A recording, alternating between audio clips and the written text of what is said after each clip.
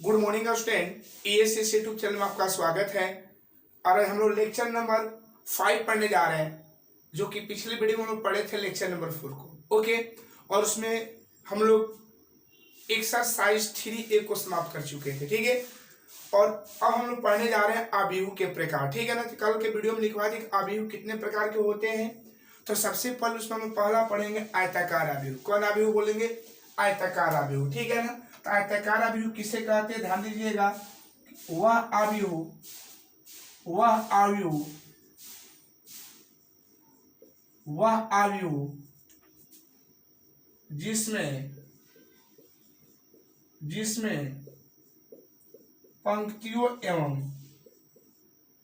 जिसमें पंक्तियों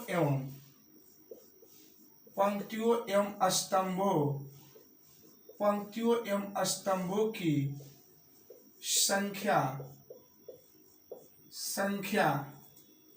समान न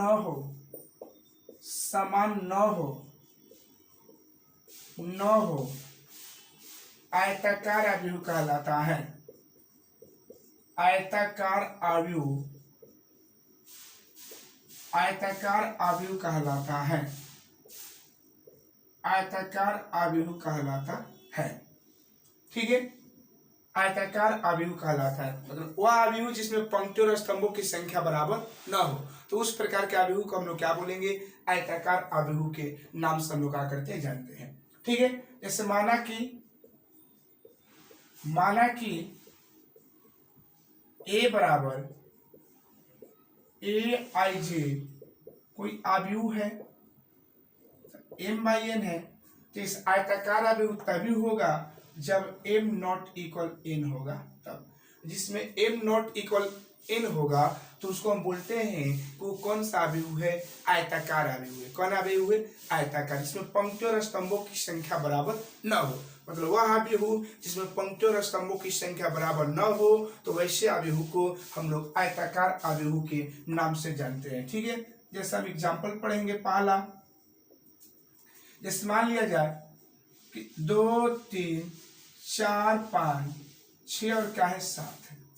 ठीक है, A बराबर मान लिए, तो इसमें क्या है? पंक्तियों, मतलब M बराबर कितना हो गया? तो एक शख्स में जो रहेगा पंक्ति 2 हो जाएगा, और N बराबर स्तंभ। लिखे M नॉट इक्वल क्या है? N है। M बराबर N नहीं है, अतः यह आयताकार आव्यूह है। ओके, तो वह आव्यूह जिसमें पंक्तियों और स्तंभों की संख्या बराबर नहीं होता है, तो उस प्रकार के आव्यूह को हम लोग आयताकार आव्यूह के नाम से हम लोग क्या करेंगे, जानेंगे। दूसरा अगर एग्जाम्पल लेना चाहते हैं तो मान लिया जाए 2 3 4 5 6 7 3 4 8 9 1 5। अब ये बोला जाए कि क्या है हम लोग का आयताकार आव्यूह है, तो क्या लिखेंगे? M इक्वल क्या हो जाएगा? 3, और N इक्वल क्या हो जाएगा? 4, इसलिए M नॉट इक्वल क्या हो जाएगा? N। यहाँ लिख सकते हैं कि अतः यह आयताकार आव्यूह नहीं है। अतः यह आयताकार आव्यूह नहीं है। ठीक है, तो ये हम लोग का हुआ आयताकार आव्यूह किसे कहते हैं? तो वह आव्यूह जिसमें पंक्तियों और स्तंभों की संख्या कभी बराबर नहीं होता है, तो उस प्रकार के आव्यूह को हम लोग क्या बोलेंगे? आयताकार आव्यूह के नाम से क्या करेंगे, जानेंगे। ओके, ठीक है, अब हम लोग अगला पढ़ेंगे। अगला आव्यूह का प्रकार पढ़ेंगे वर्ग आव्यूह। क्या पढ़ेंगे हम लोग? वर्ग आव्यूह। कौन आव्यूह पढ़ेंगे? वर्ग आव्यूह। दूसरा हम लोग का टाइप है वर्ग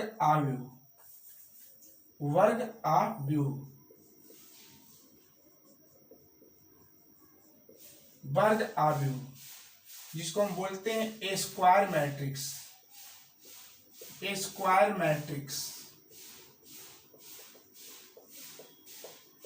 ठीक है, स्क्वायर मैट्रिक्स बोलेंगे कि एक आव्यूह एक आव्यूह जिसमें पंक्तियों एवं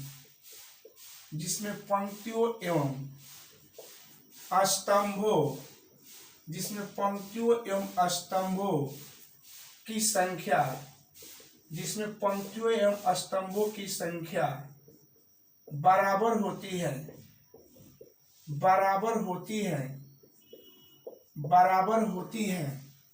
वर्ग आव्यूह कहलाता है। वर्ग आव्यूह कहलाता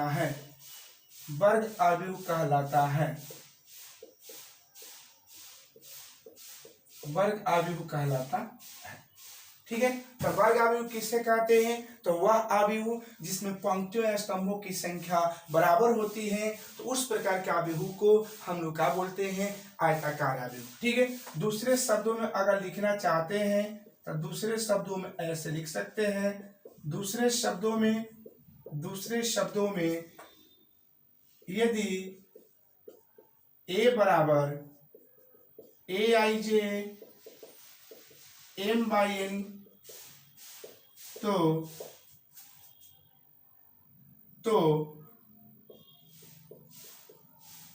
वर्ग आव्यूह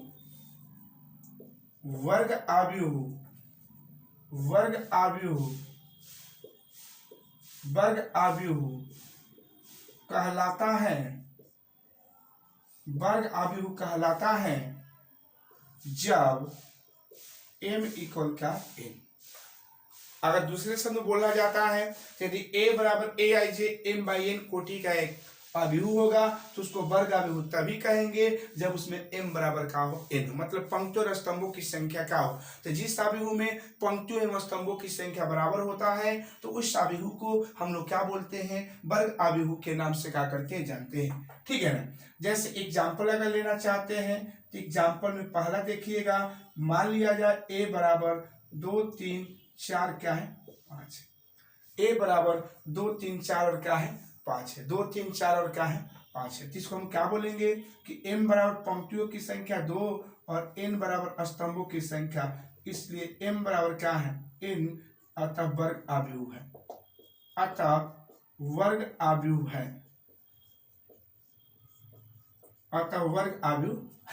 अगर दूसरा एग्जाम्पल का बात किया जाए तो मान लेते हैं b बराबर अगर बात किया जाए 1 3 4 5 6 7 2 1 5, अगर ऐसा रहेगा तो इसमें जब बोलेंगे कि m बराबर क्या है? n है। सॉरी, m बराबर कितना हो जाएगा? 3 और n बराबर 3 है, इसलिए m बराबर क्या हो जाएगा? n हो जाएगा। अतः वर्ग आव्यूह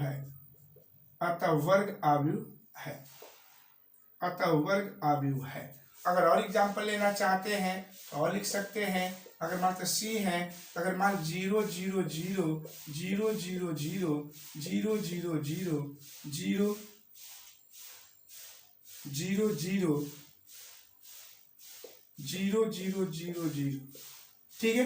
ये वर्ग आव्यूह है कि नहीं? तो देख लीजिए m बराबर कितना है? पंक्ति क गो है? 4 गो है और स्तंभ क गो है? 4 गो है। तो m बराबर क्या हो जाएगा? n हो जाएगा। अतः वर्ग आव्यूह है।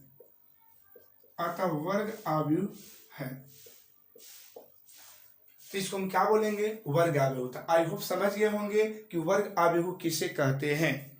वर्ग आव्यूह किसे कहते हैं? वर्ग आव्यूह हम लोग किसे कहते हैं? ओके, चलिए अब हम लोग बात करेंगे अगला टॉपिक का। अगला आव्यूह का प्रकार पढ़ेंगे। पंक्ति आव्यूह। कौन आव्यूह बाबू? पंक्ति आव्यूह। तीसरा हम लोग का है पंक्ति आव्यूह। कौन आव्यूह? पंक्ति आव्यूह। इसको बोलते हैं रो मैट्रिक्स। कौन मैट्रिक्स बोलेंगे? Row matrix. एक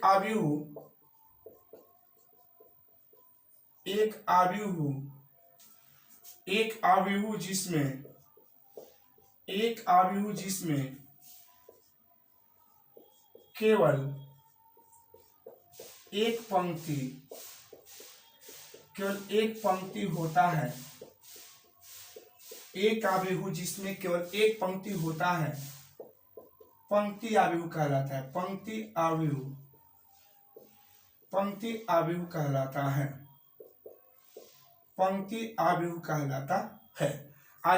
पंक्ति आव्यूह में जिसमें केवल एक पंक्ति हो। जैसे अगर एग्जाम्पल लेना चाहते हैं एग्जाम्पल में, तो जैसे मान लिया जाए 2 3 4 और क्या है 5 है, तो अगर इसको लिखना चाहेंगे तो 1 गुने 3, 1 गुने 3, मतलब इसमें पंक्ति कितना है, एक है ना, पंक्ति कितना है, एक है। अगर और लेना चाहते हैं तो और ले सकते हैं x y z w। अगर ए लेना चाहते हैं तो ये भी हम लोग का पंक्ति आव्यूह है, क्योंकि इसमें पंक्ति एक है, स्तंभ का है 4 है। तो पंक्ति आव्यूह में केवल एक पंक्ति होना चाहिए, बाकी स्तंभ कितना हो इससे हमको मतलब नहीं है। पंक्ति आव्यूह है ना में हम लोग ऐसे बात करेंगे, ठीक है। तो वह आव्यूह जिसमें केवल एक पंक्ति होता है, तो उस प्रकार के आव्यूह को हम लोग पंक्ति आव्यूह के नाम से क्या करते हैं, जानते हैं, ठीक है। चलिए अगला हम लोग पढ़ेंगे चौथा, स्तंभ आव्यूह। कौन आव्यूह, स्तंभ आव्यूह। स्तंभ आव्यूह जिसको हम बोलेंगे column, columns matrix, column matrix. इसको बोलेंगे कि एक आव्यूह, एक आव्यूह, एक आव्यूह जिसमें केवल, जिसमें केवल एक स्तंभ, जिसमें केवल एक स्तंभ होता है, जिसमें केवल एक स्तंभ होता है, स्तंभ आव्यूह, स्तंभ आव्यूह कहलाता है, स्तंभ आव्यूह कहलाता है, स्तंभ आव्यूह कहलाता है। जैसे इसका जैसे का बात किया जाए, जैसे का बात किया जाए, ठीक है, जैसे अगर बात किया जाए तो अगर मान लीजिए 2 3 4, 2 3 4 5, ठीक है। तो इसमें स्तंभ पंक्ति 4 गो है, स्तंभ क गो है, 1 है। पहला एग्जाम्पल हो गया। अगर दूसरा एग्जाम्पल का बात किया जाए तो दूसरा एग्जाम्पल में और ले सकते हैं, 2 1 5 6 7 ले लिया जाए। इसमें स्तंभ कितना है, 1 है, और पंक्ति कितना है 5, तो 5 गुने कितना हो जाएगा 1, ठीक है, ठीक है बाबू। चलिए इसमें नोट ले लिया जाए। अगर नोट का बात किया जाए तो नोट में पहला लिखिएगा कि व्यापक रूप में, व्यापक रूप में, व्यापक रूप में पंक्ति आव्यूह, पंक्ति आव्यूह की कोटि, पंक्ति आव्यूह की कोटि 1/n होती है, 1/n होती है, 1/n होती है। दूसरा है व्यापक रूप से, व्यापक रूप से रूप में स्तंभ आव्यूह, स्तंभ आव्यूह, स्तंभ आव्यूह की कोटि, स्तंभ आव्यूह की कोटि, कोटि का बात किया जाए स्तंभ का, तो स्तंभ आव्यूह की कोटि m/1 होती है। इसका तात्पर्य क्या हो समझिएगा, क्योंकि इसमें तो फिक्स है कि हमारा स्तंभ एगो रहेगा, सॉरी पंक्ति, पंक्ति आव्यूह में पंक्ति एगो रहेगा, पर स्तंभों की संख्या तो कोई फिक्स नहीं ना है। तो हम लोग जब किसी भी आव्यूह का कोटि लिखते हैं तो m बाई क्या लिखते हैं, n लिखते हैं। तो ये जानते हैं कि जब m/n लिखते हैं तो इसमें तो पंक्तियां हमारा फिक्स है कि 1 रहेगा, लेकिन स्तंभ कितना फिक्स रहेगा वो हमको मालूम नहीं है। तो डायरेक्ट आपको ऑब्जेक्टिव क्वेश्चन में डालेगा कि पंक्ति आव्यूह की कोटि कितनी होती है, तो 1/n बोलिएगा, क्योंकि एक पंक्ति होगा लेकिन स्तंभ कोई फिक्स हमारा नहीं रहेगा। और नीचे लिखवा है कि व्यापक रूप में स्तंभ आव्यूह की कोटि कितनी होती है, m/1, क्योंकि m मतलब हुआ पंक्ति और 1 मतलब स्तंभ, मतलब इसमें स्तंभ एगो रहेगा और पंक्ति का अनगिनत रहेगा, कोई पंक्ति का कोई संख्या फिक्स नहीं है। तो इसी को हम बोलेंगे, क्या बोलेंगे, इसको स्तंभ आव्यूह के नाम से हम लोग क्या करेंगे, जानेंगे। आई होप समझ गए होंगे इन सब आव्यूह का क्या है, प्रकार है। ओके, चलिए अगला बात करेंगे हम लोग शून्य आव्यूह। कौन बात करेंगे बाबू, शून्य आव्यूह।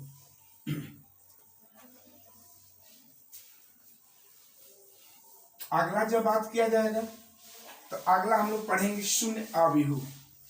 कौन आव्यूह पढ़ेंगे हम लोग, शून्य आव्यूह। शून्य आव्यूह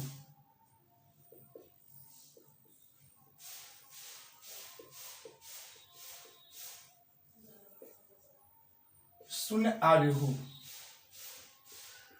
जीरो मैट्रिक्स, इसको हम क्या बोलेंगे, शून्य आव्यूह के नाम से हम लोग क्या करेंगे, जानेंगे। एक आयताकार एवं वर्गाकार, एक आयताकार एवं वर्गाकार आव्यूह, एक आयताकार एवं वर्गाकार आव्यूह शून्य आव्यूह कहलाता है। शून्य आव्यूह कहलाता है। शून्य आव्यूह कहलाता है जब जब जब उस आव्यूह के जब उस आव्यूह के प्रत्येक अवयव, जब उस आव्यूह के प्रत्येक अवयव शून्य हो, प्रत्येक अवयव शून्य हो गया। यानी एक आयताकार एवं वर्गाकार आव्यूह शून्य आव्यूह कहलाता है। एक आयताकार एवं वर्गाकार आव्यूह शून्य आव्यूह कहलाता है जब उस आव्यूह के प्रत्येक अवयव क्या हो, शून्य हो। जब उस आव्यूह के प्रत्येक अवयव क्या हो, शून्य हो। जब उस आव्यूह के प्रत्येक अवयव क्या हो, शून्य हो, उसको हम लोग क्या बोलेंगे, शून्य आव्यूह। ठीक है। और ये जो शून्य आव्यूह जो होता है वो या तो वर्गाकार भी हो सकता है, मतलब वर्ग आव्यूह भी हो सकता है, या आयताकार आव्यूह भी हो सकता है। जैसे एग्जाम्पल के तौर पर, फर्स्ट एग्जाम्पल 0 0 0 0 0 0, एक शून्य आव्यूह है। कौन आव्यूह है, शून्य आव्यूह।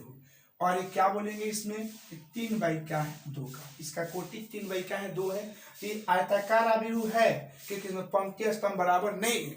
एक आयताकार आव्यूह है, पर आयताकार आव्यूह में कौन आव्यूह कहलाएगा, ये शून्य आव्यूह कहलाएगा। कौन आव्यूह कहलाएगा, क्योंकि आयताकार आव्यूह का शून्य आव्यूह के प्रत्येक अवयव क्या है, 0 है। एक और एग्जाम्पल हम देना चाह रहे हैं, देखिएगा। मान लिया जाए बी है, क्या है, 0 0 0 और क्या है, 0। इसमें पंक्ति कितना है, तो पंक्ति x अक्ष में 2, स्तंभ y अक्ष में 2। तो ये क्या है, ये भी शून्य आव्यूह है, पर वर्ग आव्यूह शून्य, वर्गाकार आव्यूह का शून्य आव्यूह है। ठीक है ना। अगला बात करेंगे, तीसरा एग्जाम्पल हम बात करेंगे सी में बात करेंगे। तो मान लिया जाए 0 0 0 0 0 क्या है, 0। इसका अगर हम लोग बात किया जाए तो इसमें पंक्ति 2 है और स्तंभ का 3 है। तो ये भी क्या है, शून्य आव्यूह है, लेकिन कैसा शून्य आव्यूह, आयताकार शून्य आव्यूह है। और एक और एग्जाम्पल आप लेना चाहते हैं तो आप ले सकते हैं डी इक्वल, तो डी इक्वल लिखिएगा तो 0 0 0 0 0 0 0 0 0।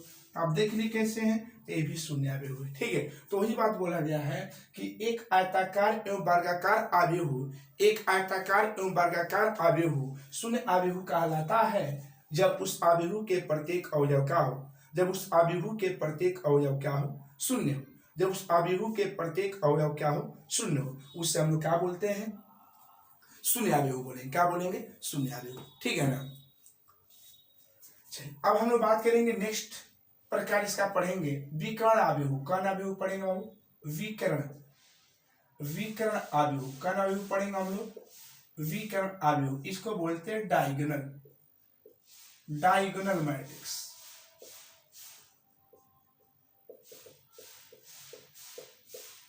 डायगोनल मैट्रिक्स एक वर्ग आव्यूह एक वर्ग आव्यूह, एक वर्ग आव्यूह, एक वर्ग आव्यूह, विकर्ण आव्यूह, एक वर्ग आव्यूह विकर्ण आव्यूह कहलाता है। एक वर्ग आव्यूह, एक वर्ग आव्यूह विकर्ण आव्यूह कहलाता है, विकर्ण आव्यूह कहलाता है यदि यदि इसके विकर्ण के अतिरिक्त, यदि इसके विकर्ण के अतिरिक्त, यदि इसके विकर्ण के अतिरिक्त, यदि इसके विकर्ण के अतिरिक्त, यदि इसके विकर्ण के अतिरिक्त अन्य सभी अन्य सभी अन्य सभी अवयव, अन्य सभी अवयव शून्य, अन्य सभी अवयव शून्य, अन्य सभी अवयव क्या हो? शून्य। तो एक वर्ग आव्यूह ही विकर्ण आव्यूह कहलाता है। ठीक है, अंतर नहीं होता है कि इसके विकर्ण को छोड़कर बाकी अवयव क्या रहेगा? जीरो रहेंगे। जैसे जैसे जब इसके एग्जाम्पल का बात किया जाए तो जैसे में हम लिखेंगे तो मान लिया जाए ए बराबर लिखना चाहते हैं तो 2 0 0 0 1 0 0 0 5 ये हम लोग का विकर्ण आव्यूह हुए। कौन आव्यूह हुए? विकर्ण बोलेंगे, क्योंकि देखिएगा आव्यूह में जो विकर्ण केवल ऐसे होता है। आव्यूह में जैसे आप लोग ज्यामिति पढ़ेंगे चतुर्भुज में, तो चतुर्भुज आप लोग पढ़े होंगे ऐसे, जिसका दो विकर्ण होते हैं, एक ऐसे और एक ऐसे होता है। लेकिन आव्यूह में जब भी हम लोग विकर्ण लेंगे तो आव्यूह में हम लोग का विकर्ण सिर्फ ऐसे माना जाता है। आव्यूह में सिर्फ विकर्ण हम लोग ऐसे मानेंगे।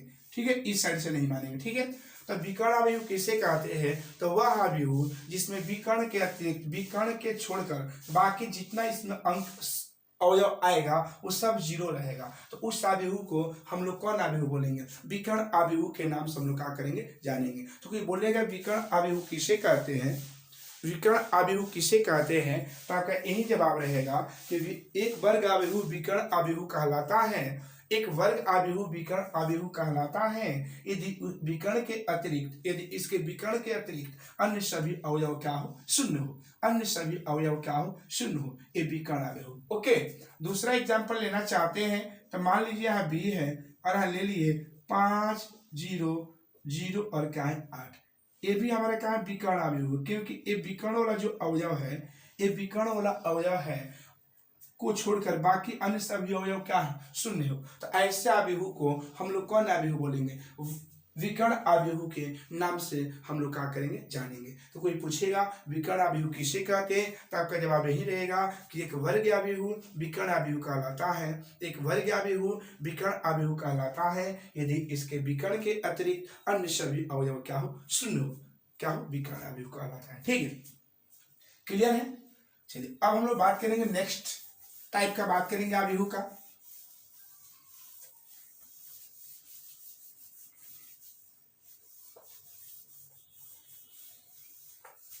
देखिएगा को अगला टाइप है इसका 7। ठीक है, अगला टाइप है हम लोग का अदिश आव्यूह। कौन आव्यूह है बाबू? अदिश आव्यूह। कौन आव्यूह हम लोग पढ़ेंगे? अदिश आव्यूह। इसको बोलते हैं scalar, scalar matrix, scalar matrix. देखिए एक वर्ग आव्यूह, एक वर्ग आव्यूह, एक वर्ग आव्यूह, एक ऐसे लिखा है, एक विकर्ण आव्यूह, एक विकर्ण आव्यूह, एक विकर्ण आव्यूह अदिश आव्यूह कहलाता है। अदिश आव्यूह कहलाता है। अदिश आव्यूह कहलाता है। अदिश आव्यूह कहलाता है यदि यदि यदि विकर्ण के, यदि विकर्ण के सभी अवयव, यदि विकर्ण के अवयव समान, यदि विकर्ण के, यदि विकर्ण के, विकर्ण के प्रत्येक अवयव, विकर्ण के प्रत्येक अवयव विकर्ण के प्रत्येक अवयव समान समान परंतु अन्य सभी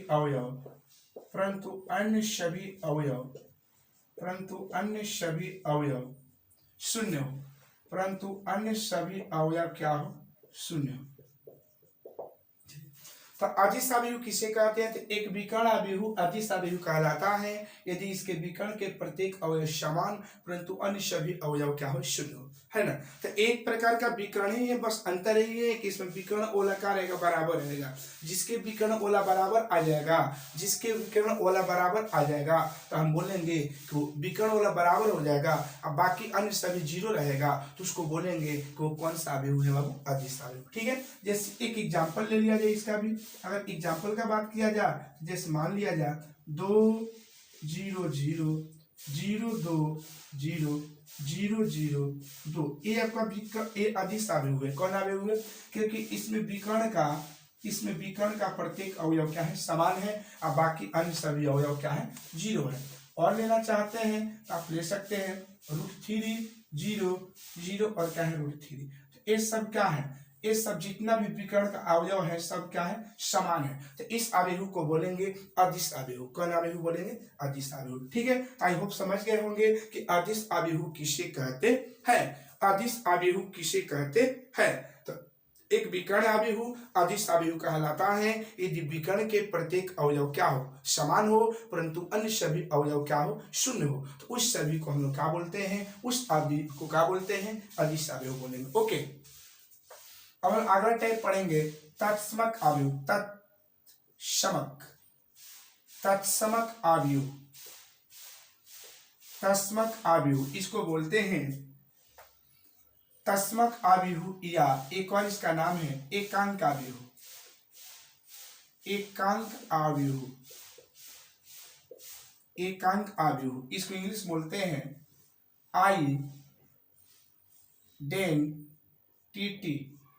आइडेंटिटी मैट्रिक्स और यूनिट मैट्रिक्स। कौन मैट्रिक्स बोलेंगे, यूनिट मैट्रिक्स के नाम से इसको क्या करेंगे, जानेंगे। इसको बोलेंगे आइडेंटिटी मैट्रिक्स और क्या बोलेंगे, यूनिट मैट्रिक्स। ठीक है, तो इसका देखिएगा, सुनिएगा। इसका परिभाषा है कि एक अदिश आव्यूह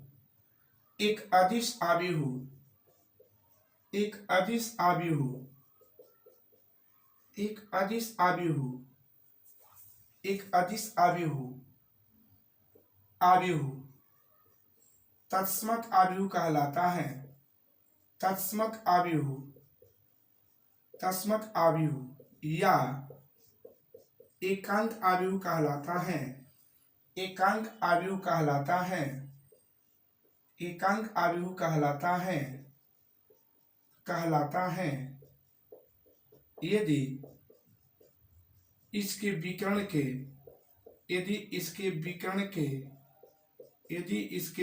के प्रत्येक अवयव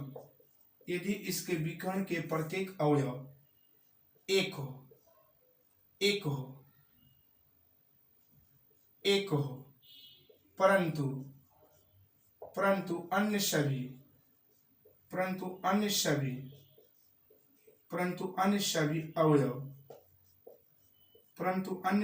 अवयव शून्य हो,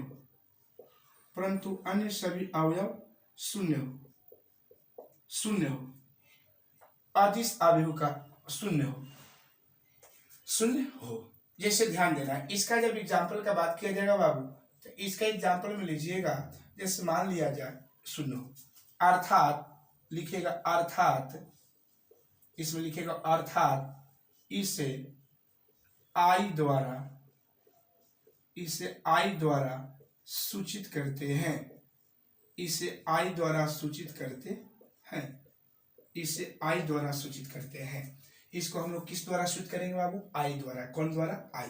तो ध्यान दीजिएगा, जैसे एग्जाम्पल का बात किया जाए तो देखिएगा आई द्वारा सूचित करते हैं, लेकिन हम लिखेंगे I2। क्या लिखेंगे, I2। I2 का मतलब ये होता है कि 2 कोटि वाला। I2 का मतलब I का वैल्यू 2 कोटि वाला। तो देखिएगा I का मतलब होता है कि जिसका विकर्ण ओला 0 0 और क्या हो, 1 हो। विकर्ण का अवयव क्या हो, 1 1 हो। एक एक है ना, बाकी अन्य सभी अवयव क्या हो, जीरो हो। तो अगर एक बार देखा जाए तो एक प्रकार का अदिश अवयव है। कौन अवयव, अदिश अवयव। देखिए अदिश अवयव में सब बराबर होना चाहिए, लेकिन तस्मक इसलिए कहा जा रहा है कि अदिश में बराबर में कोई भी हो सकता था, लेकिन तस्मक अवयव में या एकांक अवयव में विकर्ण हमेशा एक रहेगा। ठीक है। अगर बोला जाए दो तीन कोटि का, कितने कोटि का, I3 का मतलब तीन कोटि का, तो याद करने का तरीका, तीन कोटि का जब दो कोटि का बोलेंगे तो पहले 10 बोलेंगे, तब क्या बोलेंगे, एक बोलेंगे। क्या बोलेंगे, एक। आप लोग पीछे जानते होंगे कि अगर हम लोग 1 2 लिखते हैं 1 2 3, लेकिन ऐसे नहीं, इसके आगे जीरो लिखकर किया जाता है, ऐसे 1 2 3। ठीक है ना। ठीक उसी प्रकार आपको यहाँ भी करना होगा।